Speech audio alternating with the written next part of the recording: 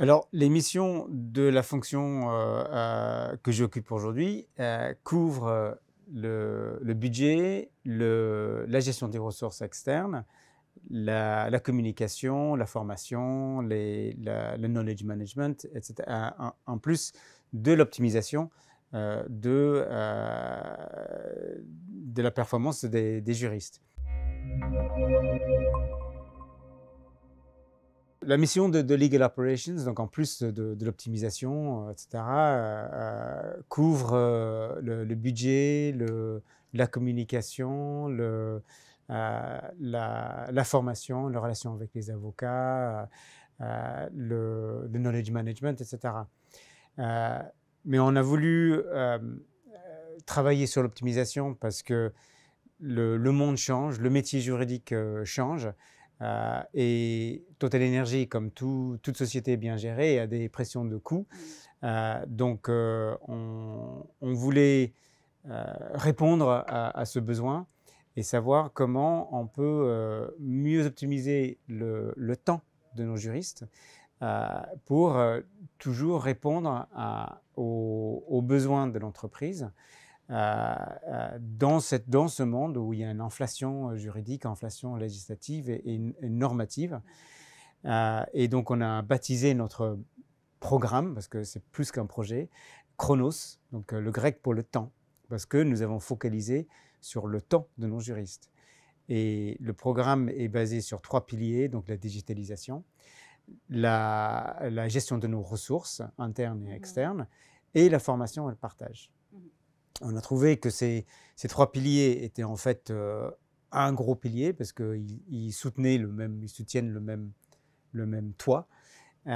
Et la digitalisation impacte la gestion des ressources, qui impacte la formation, et ainsi de suite. Donc, on a travaillé vraiment les 3 piliers ensemble pour traiter d'abord les points où nous avons identifié une certaine immaturité, pour créer une stratégie, une feuille de route pour les outils et les projets par exemple, notre panel d'avocats.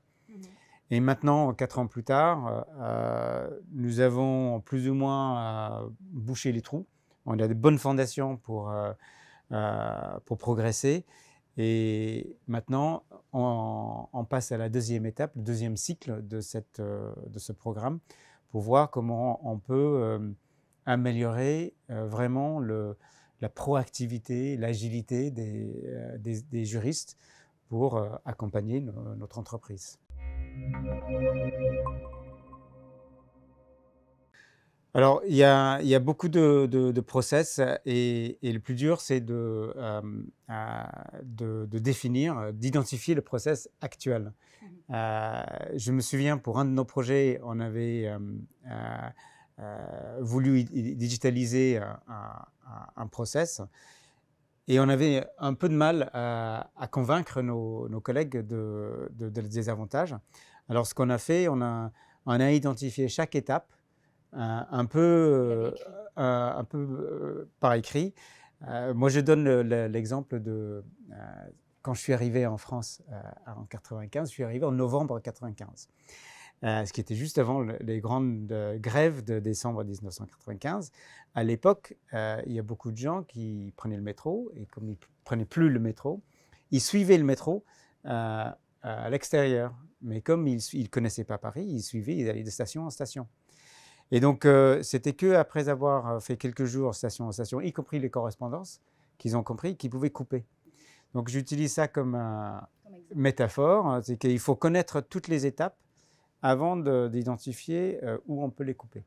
Donc, c'est ce qu'on a fait et on a pu démontrer que avec l'étape manuelle, il y avait une douzaine d'étapes, on pouvait réduire à 4 ou 5. Et donc, tout de suite, il y a un gain de temps, un gain d'efficacité pour les juristes.